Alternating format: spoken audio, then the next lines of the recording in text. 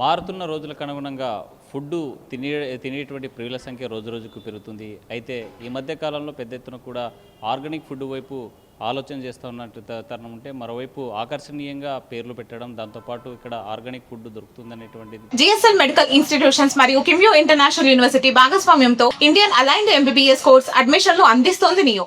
పైన హోటల్స్ పెద్ద ఎత్తున ప్రచారం చేస్తుంటాయి. హోటల్స్కి వెళ్తే మాత్రం ఆరోగ్యాన్ని క్షీణింపజేసేలాగా, బ్యాక్టీరియా ఫామ్ చేసేలాగా ఫుడ్ ఏర్పాటు చేస్తున్నారనేటువంటి దానిపైన ఫుడ్ సేఫ్టీ అధికారులు ఇవాళ దాడి చేసినటువంటి పరిస్థితి ఉంది. కర్నూలు పరిసర ప్రాంతాల్లో ఉన్న హ్యాంగ్రీ హౌస్ ఏదైతే ఉందో ఆ హ్యాంగ్రీ హౌస్లో దాడులు నిర్వహిస్తున్నారు. ప్రస్తుతం మనం ఆ హోటల్లో ఉన్నాము.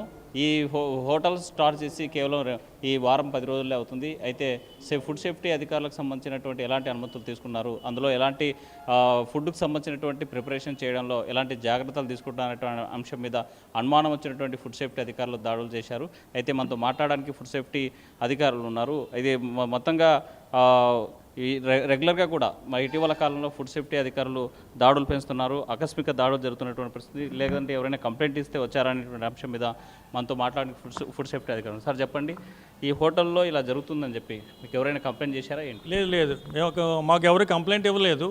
అయితే ఈ హోటల్ పెట్టి సుమారు 1 రోజులు అవుతుంది. అయితే ఎటువంటి పర్మిషన్ లేకుండా వీళ్ళు పెట్టారామని చెప్పేసి వెరిఫికేషన్కి వచ్చాము. ఇన్స్పెక్షన్ కూడా చేయడం జరిగింది. ఇన్స్పెక్షన్లో భాగంగా ఫుడ్ లైసెన్స్ వెరిఫై చేస్తాము. అది ఆథరైజ్డ్ ఫుడ్ లైసెన్స్ కాదు, అది వెంటనే అది ఆథరైజ్డ్ ఫుడ్ లైసెన్స్ తీసుకోమని చెప్పడం జరిగింది. అదేవిధంగా కిచెన్ రూమ్లో ఉన్న food items, preparation food items ఏ విధంగా ఉన్నాయని చెప్పి క్షుణ్ణంగా పరిశీలించాము. నిన్న మిగిలిపోయిన ఫుడ్ ఐటమ్స్, బిర్యానీ కానీ, రైస్ కానీ, అట్లాగే చికెన్ ఫ్రైలు కానీ, చికెన్ లాలీపాప్లు కానీ ఫ్రిడ్జ్లో పెట్టి తయారు చేసిన కలర్ఫుల్ ఫుడ్ ఐటమ్స్ అవి ఫ్రిడ్జ్లో తీయడం జరిగింది. అది నిన్న మిగిలిపోయిన ఫుడ్ ఐటమ్స్ ఫ్రిడ్జ్లో ఉండడం వల్ల మార్నింగ్ తీసి హీట్ చేసి మార్నింగ్ వచ్చే కస్టమర్స్కి పెట్టడం ఆనవాయితీగా జరుగుతుంది. అందువల్ల ఏంటంటే వాటి మీద కూడా చర్యలు తీసుకుంటాము. అవి శాంపుల్ తీసి టెస్టింగ్ పంపిస్తాము. రిపోర్ట్ అనంతరం చర్యలు కూడా తీసుకుంటాము. అలాగే ప్రిపేర్ ఫుడ్ ఐటమ్స్లో బిర్యానీలో కానీ, చికెన్ ఫ్రైలో కానీ, చికెన్ లాలీపాప్లో కానీ ఎటువంటి కలర్స్ కూడా వాడొద్దని చెప్పి పలు దఫాలుగా అన్ని హోటల్స్ కూడా నోటీసులు ఇవ్వడం జరిగింది.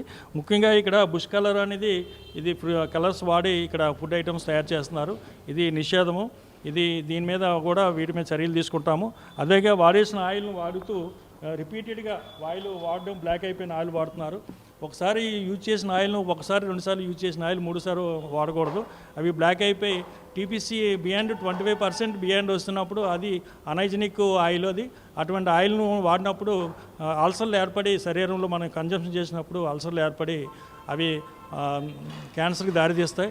అందువల్ల ఏంటంటే ఎటువంటి ఆయిల్ని డిస్పోజ్ చేయాలని చెప్పేసి ఏజెన్సీ ద్వారా బైక్ పంపించడం కానీ అన్నీ డిస్పోజ్ చేయడం చేయాలి. ఎటువంటి బ్లాక్ ఆయిల్లో ఎటువంటి పదార్థం తయారు చేసినా సరే అది అనైజెనిక్ ఫుడ్, స్టమక్ పెయిన్ వచ్చి ఇమీడియట్గా హాస్పిటల్ అవుతారు. అది జరగకుండా కంట్రోల్ చేయడానికి మేము అది డిస్ట్రాయ్ చేయడం జరుగుతుంది. అదేవిధంగా కలర్ఫుల్ బుష్ కలర్ కూడా వాడొద్దని చెప్పడం జరిగింది. అలాగే హోటల్స్లో కూడా అనైజెనిక్ కండిషన్స్ ఉన్నాయి. శానిటేషన్ మెయింటైన్ చేయట్లేదు. ఎక్కడ చూసినా సరే అనైజెనిక్ ఫుడ్ ఉంది. ఇవన్నీ మీద ఇమీడియట్గా హైజెనిక్ కేసు కింద జాయింట్ కలెక్టర్ కోర్టులో కేసు నమోదు చేస్తామని చెప్పడం జరిగింది. అలాగే స్టోర్ రూమ్ కూడా చెక్ చేసాం. స్టోర్ రూమ్లో కూడా ఫినైల్ సంబంధించిన కెమికల్స్ బాటిల్స్, అట్లాగే హ్యాండ్ వాష్ బాటిల్స్ అన్నీ కూడా ఫుడ్ ఐటమ్స్ పక్కనే పెట్టడం వల్ల అవి కంటామినేషన్ అయ్యి కంటామినేషన్ అయ్యి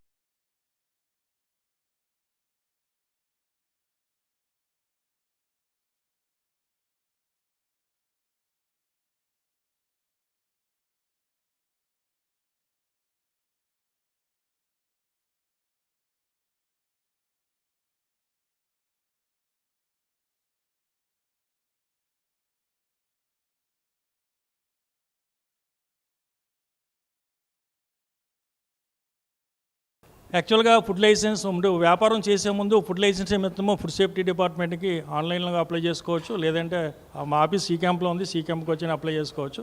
అప్లై చేసుకున్నప్పుడు అక్కడ వాటర్ టెస్టింగ్ అనేది ముందు జరగాలి. వాటర్ టెస్టింగ్ రిపోర్ట్ బట్టి ఫుడ్ లైసెన్స్ ఇస్తారు. ఇక్కడ ఫుడ్ లైసెన్స్ అనేది లైసెన్స్ లేదు, ఇక్కడ రిజిస్ట్రేషన్ ఉంది. అంటే పెట్టి వెండర్స్ సంబంధించిన లైసెన్స్ ఉంది. ఇంత పెద్ద ఎస్టాబ్లిష్మెంట్కి ఫుడ్ లైసెన్స్ కంపల్సరీగా టర్న్ ఓవర్ బట్టి తీసుకోవాలి. ఆ లైసెన్స్ లేకుండా ఇక్కడ వ్యాపారం చేస్తున్నట్టు గమనించాం. అట్లాగే ఇక్కడ ఈ కుక్కు సఫల్ కూడా ఇక్కడ హైజీనిక్ కండిషన్లో ఉన్న ఫుడ్ ఐటమ్స్ తయారు చేయట్లేదు.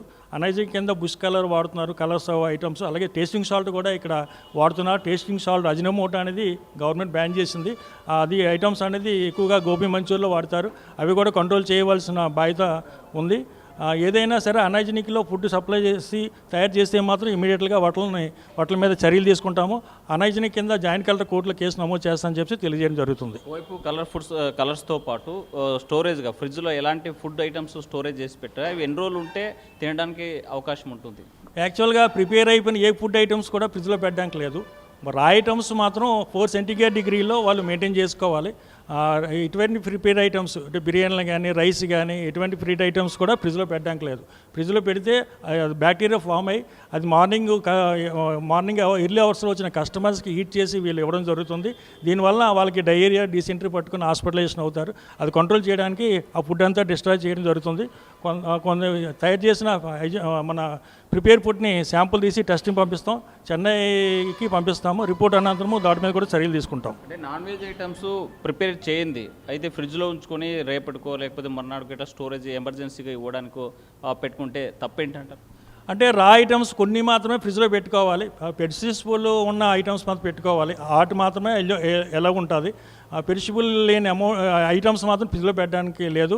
అవి పెట్టడం వల్ల ఏమవుతుందంటే అది రోజులు గడిచే కొద్దీ 4 సెంటిగ్రేడ్ మెయింటైన్ చేయకపోవడం వల్ల అవి డ్యామేజ్ అవుతాయి. అంటే దాని తాలూకా క్వాంటిటీ తగ్గిపోయి అవి తినడానికి అనుకూలంగా ఉండవు. వాటిని ఫ్రిడ్జ్లో పెట్టకూడదని చెప్పి తెలియజేయడం జరుగుతుంది. ఒకవేళ అలాంటి ఫుడ్ ప్రిపేర్ చేయాలంటే ఎన్ని ఫారెన్ డిగ్రీల హీట్తో ఆ ఫుడ్ ప్రిపేర్ చేస్తే ఎలాంటి ఆరోగ్యం దెబ్బతినడం? యాక్చువల్గా ఏ ప్రిపేర్ చేసిన ఫుడ్ అయినా సరే 65 సెంటిగ్రేడ్ డిగ్రీలు హీట్ పరంగా తయారు చేసి పెట్టాలి. అప్పుడే దాన్ని ఫ్రిడ్జ్లో పెట్టకుండా రా ఐటమ్ అప్పటికప్పుడు తయారు చేసి వితిన్ ఒక కస్టమర్ ఆర్డర్ ఇచ్చినప్పుడు వెంటనే దాన్ని ప్రిపేర్ చేసి అన్నీ పెట్టాలి. అంతేగాని ముందు రోజు నిల్వ చేసిన ఆహార పదార్థాలను హీట్ చేసి పెట్టడం అనేది ఆరోగ్యానికి హానికరము. అందువల్ల వాటి మీద చర్యలు తీసుకుంటాం. అంటే భవిష్యత్తులో కర్నూలు నగరంలో వెలుస్తున్నటువంటి హోటల్స్ కావచ్చు, రోడ్ సైడ్స్ ఫుడ్ సెంటర్స్ కావచ్చు, ఎలాంటి యాక్షన్స్ తీసుకోబోతున్నారు?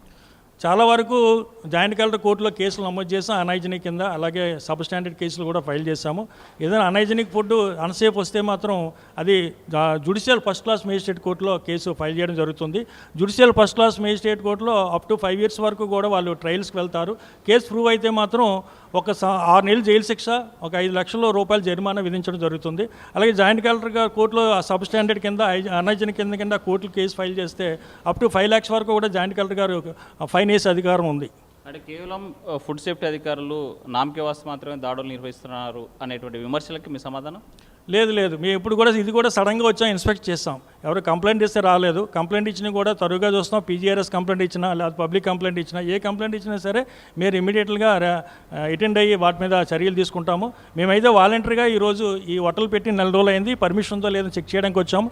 అలాగే ఇన్స్పెక్షన్స్ కూడా కుకింగ్ రూమ్లో ఇన్స్పెక్షన్ కూడా చేయడం జరిగింది.